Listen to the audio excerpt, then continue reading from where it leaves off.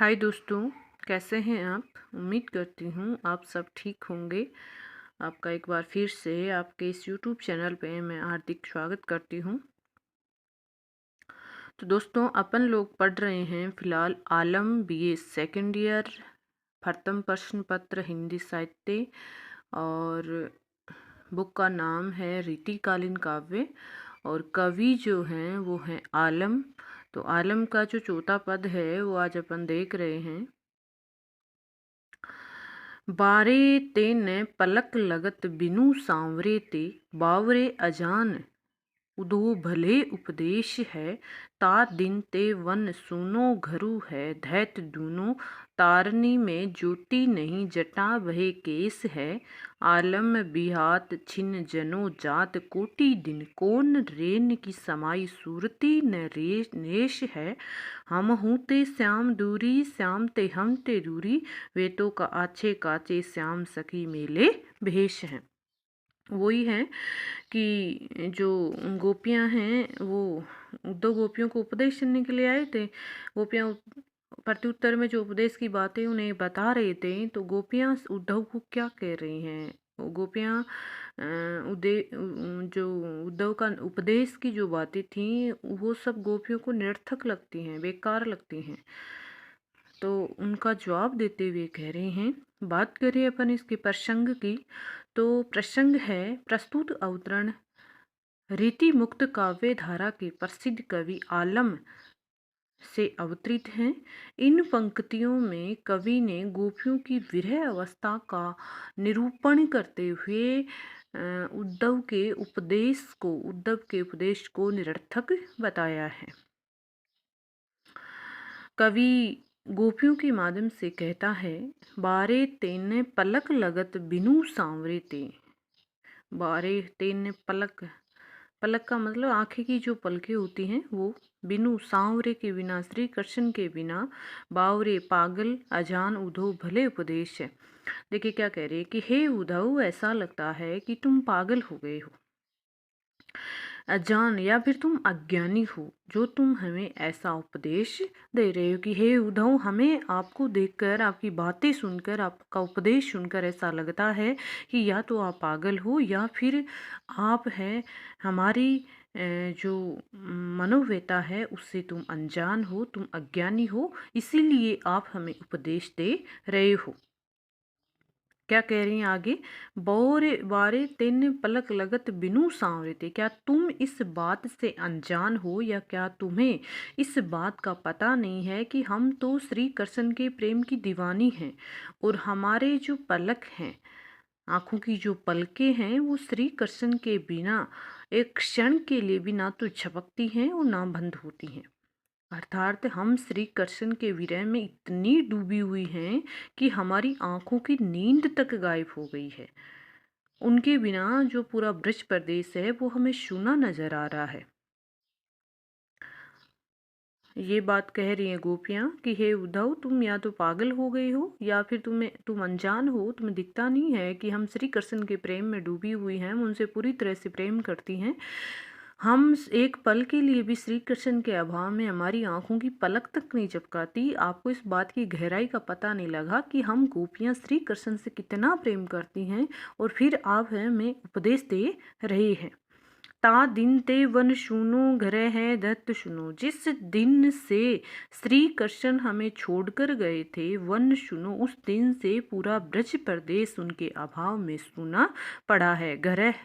घरु है दैत दोनों, और जो घर हैं उनमें विरह रूपी अग्नि बहुत ज्यादा जल रही है। हमें जलाने को हमारे घर हैं जो पहले से अधिक हमें जलाने लग गया है, कि यहाँ का जो पूरा परिवेश है वो पूरी तरह से निरश हो गया है। श्री कृष्ण के अभाव में हमें जलाने लगा है। भाव ये है, गोपियां ये कहना चाहती है कि जो घर गोपियों को पहले अच्छे नहीं लगते थे, और वो श्री कृष्ण की मुरली की मधुर ध्वनि को सुनकर अपने घरों को छोड़कर जंगल में श्री कृष्ण के पास ले जाया करती थी, आज तीन दे सुनो धैत दोनों, कि जो घर इस गोपियों को पहले अच्छे नहीं लगते थे, जब श्री कृष्ण थे, श्री कृष्ण बांसुरी बजाते थे, तो बांसुरी की आवाज़ सुनकर ही जंगल में दौड़ी दौड़ी चली जाती थी। तो आज जब श्री कृष्ण नहीं हैं तो अब वे कहीं जाने का नाम ही नहीं ले रही। उनकी व्यवस्था ये है कि वो घर में ही रहना पड़ रहा है, और जिससे उनका जो घर है वो और भी ज़्यादा उन्हें जला रहा है। तारनी में ज्योति नहीं, जटा भय केश है। तारनी, तारों में ज्योति नहीं रही, तारों में चमक नहीं रही है। जटा भय केस हैं, बाल जो हैं वो जटाओं में बदल गए हैं। अर्थात गोपियां कहना चाह रही हैं कि जब से श्री कृष्ण ब्रज प्रदेश को छोड़कर गए हैं, तारों में प्रकाश नहीं रहा, तारों में ज्योति नहीं रही, चमक नहीं रही। अर्थात उनके अभाव में हमें सब कुछ फीका नजर आ रहा है। आगे क्या कह रही हैं? अर्थात वो कहना ये चाहती हैं, उन्होंने आँखों को तारा माना है इसमें। आँखें रूपी तारों में रोशनी अर्थात चमक नहीं रही है, उन्हें दिखना बंद हो गया है। और जो बाल हैं हमारे वो जटाओं में बदल गए हैं, अर्थात वे सूखे सूखे हो गए हैं। मतलब कहना ये चाह रही हैं गोपियाँ, अर्थात जब श्री कृष्ण थे तब वो रोज़ श्री कृष्ण के लिए श्रृंगार किया करती थी, सजती थी। आज श्री कृष्ण के अभाव में वो अपने घर में बैठी रहती है, ना सजती है ना संवरती है, तो उनके जो बाल हैं वो जटाओं में बदल गए हैं।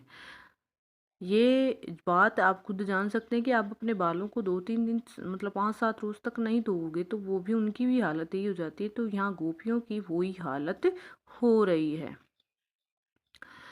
आलम बिछा बिहात छिन्न जनो जात कोटि दिन, कौन रेन की समाई सुरती ने नेश है।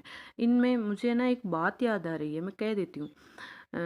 आजकल है ना, जैसे लड़का लड़की बात बात करते हैं, इंगेज इंगेज हो जाती है, या फिर ऐसे कोई बात बात करते हैं, एक दिन दो दिन लड़ाई हो जाती है, तो वो लड़का मनाता नहीं है, तो नायिका की स्थिति बड़ी विचित्र हो जाती है। ना खाती है, ना पीती है, ना सोने का भान रहता है, कुछ भी पता नहीं रहता है, बस उसी के ख्यालों में खोई रहती है, खुद का भान नहीं है।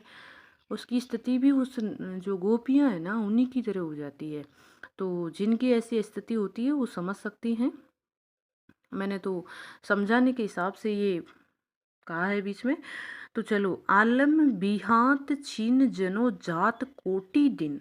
आलम कह रहे हैं कि जब से श्री कृष्ण ब्रज प्रदेश को छोड़कर गए हैं, तो श्री कृष्ण के विरह में गोपियों के लिए एक एक क्षण जो है वो बहुत भारी पड़ रहा है। एक क्षण बीतने पर उन्हें ऐसा लगता है मानो करोड़ों दिन बीत गए। जात कोटि, कोटि का मतलब होता है करोड़ों दिन बीत गए।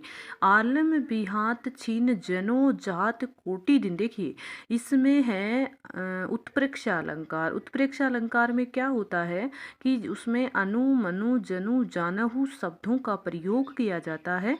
और यहाँ पर देखिए जो है जनु शब्द आ रहा है, तो इसमें उत्प्रेक्षा अलंकार का प्रयोग किया जा रहा है, और जहाँ पर संभावना प्रकट की जा रही है। यहाँ पर संभावना क्या प्रकट की जा रही है कि एक एक क्षण करोड़ों दिनों के समान व्यतीत हो रहा है। कौन रेन की समाई सुरती ने नेश है। क्या कह रही हैं? रेन का मतलब होता है रात, समाई सुरती ने नेश की। रात तो एक क्षण बीतने की, दिन की तो बात ही क्या है, रात में भी अधिक बेचैन रहती है। रात में तो श्री कृष्ण की स्मृति उन्हें भुलाए नहीं भूलती है। समाई सुरती का मतलब होता है स्मृति या याद, कि रात में तो गोपियों की जो याद है वो एक पल के लिए भी वो नहीं भूल पा रही है। दिन में तो वैसे तैसे करती हैं, रात में तो उनकी और भी ज़्यादा दुर्दशा हो जाती है। हम हूते श्याम दूरी, श्याम हूते हम दूरी। गोपियाँ आगे कह रही हैं कि हम हे उद्धव, श्री कृष्ण हमसे दूर है और हम श्री कृष्ण से दूर है। श्याम कि श्री कृष्ण हमसे दूर हैं और हम श्री कृष्ण से दूर हैं। वे तो आछे काछे श्याम सखी मेले भेस हैं, कि श्री कृष्ण तो हमसे इस दुविधा को, दोनों अलग अलग रह रहे हैं श्री कृष्ण और हम दोनों, तो दोनों की जो अलग अलग रहने की जो दुविधा है उसको हम गोपियाँ ही समझ सकती हैं और कोई नहीं समझ सकता। अर्थात वो होती है ना, जिसके घाव होता है उस घाव का दर्द वही व्यक्ति जान सकता है जो घायल होता है। तो यहाँ गोपियाँ की वही बात जो है वो उद्घाटित हो रही है। आगे कह रहे हैं कि श्री कृष्ण तो हमसे दूर रहकर भी आछे काछे अर्थात अच्छे सुखपूर्वक जीवन व्यतीत कर रहे हैं, लेकिन हम गोपियां वियोग में मेले कुचेले वस्त्र पहनकर जी रही हैं। अभिप्राय ये है इसका, अर्थात गोपियां श्री कृष्ण के अभाव में सजने धजने से भी विमुख हो गई है। वो कहते हैं ना कि मुझे सजना है, सजना के लिए जब सजना ही नहीं है तो सजना बेकार है, वही बात इसमें है। तो बात करें इसमें अगर अलंकारों की, इस पद के अंतर्गत जो अलंकार है वो है, एक तो अनुप्रास अलंकार है, उपमा अलंकार है, प्रेक्षा अलंकार है। और ये जो छंद है इसमें छंद भी बात करें तो कवित छंद का प्रयोग हुआ है। और बात करें एक जो होता है कि गोपियों की जो विरह वेदना है उसका बड़ा ही कारुणिक करुणा से पूर्ण वर्णन इसमें किया गया। दया आ रही है पढ़ते पढ़ते, बेचारी ने सजना दजना छोड़ दिया है, श्रृंगार करना छोड़ दिया है, जिस महल में रहना पसंद नहीं था, श्री कृष्ण थे तो दौड़ी दौड़ी जंगल में चली जाती थी, आज श्री कृष्ण नहीं तो पूरे दिन उसी में रहना पड़ रहा है। तो ये जो मनोव्यथा है उसका यहाँ पे वर्णन किया गया है। बात करें भाषा की तो इन भाषा में ये है कि इनके जो भाषा है वो ब्रज भाषा है। तो ये था चौथा पद। अगला पद है